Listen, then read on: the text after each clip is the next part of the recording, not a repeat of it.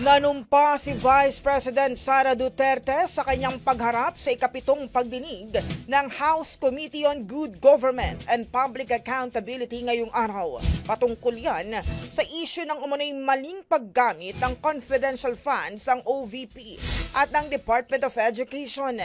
Sa pag-upo ni VP Sara, agad niyang pinuna ang komite dahil sa umunoy kawalan nila ng kakampi para mag-raise ng point of order. Inusisa kasi ni Antipolo City Representative Romeo Acop ang dating Special Disbursing Officer ng DepEd na si Edward Fajardo ukol sa 3 tseke ng Land Bank para sa confidential funds, bagay na pinalaga ni Duterte dahil dapat ay bigyan umano ng kopya ang tinatanong.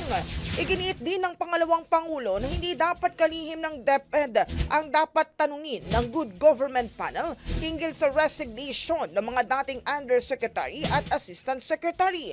Ito'y walang iba kundi si Pangulong Bongbong Marcos na siyang appointing authority at tumanggap ng resignation ng mga opisyal.